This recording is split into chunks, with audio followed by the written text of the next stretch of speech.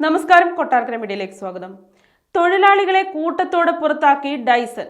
സൗന്ദര്യവർദ്ധക വസ്തുക്കളുടെയും ഗൃഹോപകരണങ്ങളുടെയും പ്രമുഖ നിർമ്മാണ ബ്രാൻഡായ ഡൈസണിൽ തൊഴിലാളികളെ കൂട്ടത്തോടെ പിരിച്ചുവിട്ടു.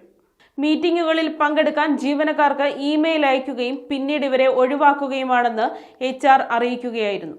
ഇനി തങ്ങളുടെ സേവനം ആവശ്യമില്ലെന്ന് HR പറഞ്ഞതായും ജീവനക്കാർ അറിയിച്ചു. എന്നാൽ ഈ പിരിച്ചുവിടൽ സർപ്രൈസ് ആയി പോയെന്നാണ് പല ജീവനക്കാരുടെയും പ്രതികരണം. ആദ്യം ഓരോരുത്തരായി മീറ്റിംഗിൽ പങ്കെടുക്കാൻ ആവശ്യപ്പെട്ടുകൊണ്ട് ജീവനക്കാർക്ക് മെയിൽ അയച്ചു. മീറ്റിംഗിൽ വെച്ച് അവരുടെ റോളുകൾ ഇനി മുതൽ ആവശ്യമില്ലെന്ന് അറിയിച്ചുകൊണ്ട് തങ്ങളെ പിരിച്ചുവിടുകയായിരുന്നു എന്നാണ് ജീവനക്കാർ പറയുന്നത്.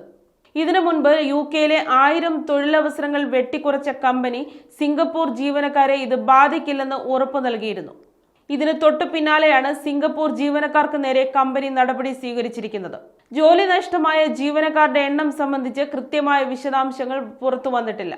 കൂടുതൽ ജീവനക്കാരെ വെട്ടിക്കുറയ്ക്കാനുള്ള സാധ്യതയെക്കുറിച്ച് ജീവനക്കാർക്കിടയിൽ ആശങ്കയുണ്ടെന്ന് അവർ വ്യക്തമാക്കി.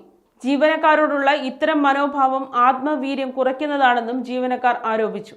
United Workers of Electronics and Electrical Industries പിരിച്ചുവിടലുമായി ബന്ധപ്പെട്ട് മുൻകൂർ അറിയിപ്പ് നൽകാത്തതിൽ നിരാശ പ്രകടിപ്പിച്ചിട്ടുണ്ട്.